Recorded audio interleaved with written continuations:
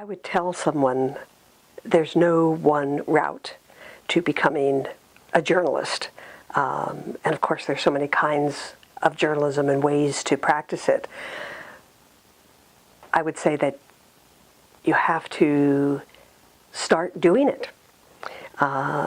In high school or whatever age you're at, to start reporting and producing content. Journalism offers so many kinds of great opportunities, whether it's a small local outlet or a national one. And my first journalism experience was in grade school when our local newspaper, at the time that was New Rochelle, New York, the Standard Star, I think it was called, and they did a weekly roundup of school news. And I was tapped by our principal. I got to leave class and go around to all the classrooms and kind of gather what Miss Smith's class was doing that week, and write it up. And I would walk into this newsroom in town, which was like a classic old-time newsroom of all men and cigar smoke, and hand in my handwritten, I didn't type at that point, copy. I don't think I got maybe, I can't remember if they gave me a byline or not, but they would have the write-up of school blurbs.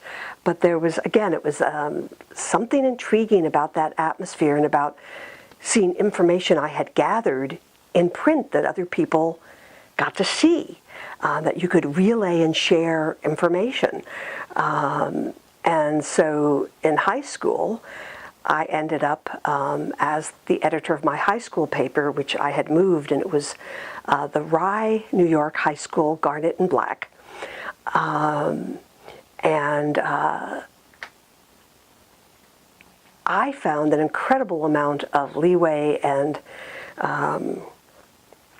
liberty editing a small high school newspaper. What was the size? Our high school was 7th through 12th grade, all connected. And in those days, probably a total of under 1,500 students for all, for 7th through 12th grade. So it was a built-in audience, and I really enjoyed doing that. And I set off to college in the back of my mind thinking I would probably one day go to law school. And that stayed in the back of my mind for many years.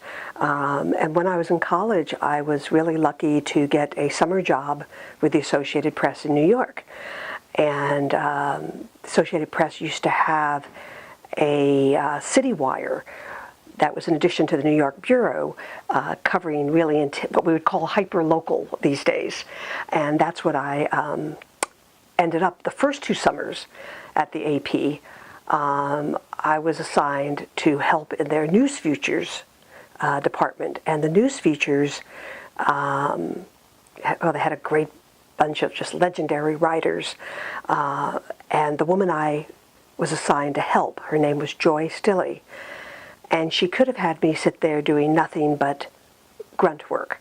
Back before the internet, there would be a pile of newspapers from around the country. And I would look through them for items that could be reduced to brights, those little 2-paragraph funny items that are brights or fillers that the AP would send out for its member newspapers to use. And it was great because just looking through them, you got this sense of the breadth and depth and variety of news outlets around the country. But this woman I was working with gave me the opportunity to go out and report and write some stories. A well-known actress at the time, still somewhat legendary, Raquel Welch, was promoting a movie, and she sent me out to interview Raquel Welch, who in those days was known as a big bombshell, they used to say. So my father wanted to know if he could come along and hold my notebook.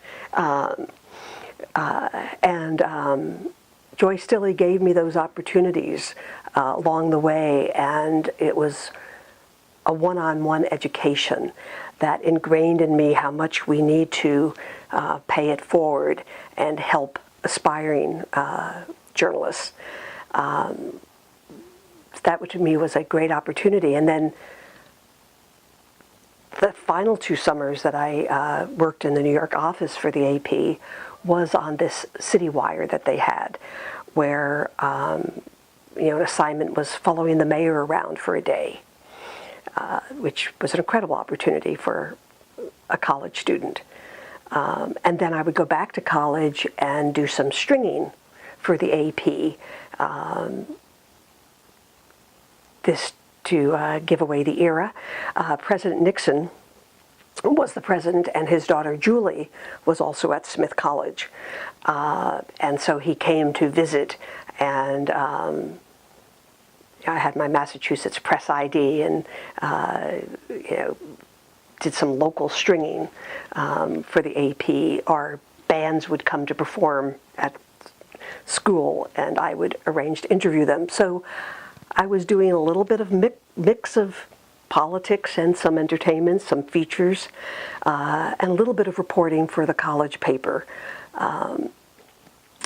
And my senior year, I, through my AP contacts, connected with a local newspaper, the Holyoke Telegram Transcript, and would go in there 1 or 2 days a week to do local reporting.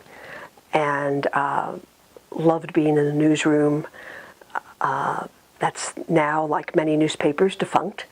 But that led, because I'd worked for the AP in the summers, after I graduated, I went back to work for them in the New York office again, but had said to the management that I'd really like to get out to a line bureau. And this is a decision that high school and college journalists face. Do you want to stay in the big city and start at the bottom, or are you willing to go someplace else where you might actually get more responsibility earlier?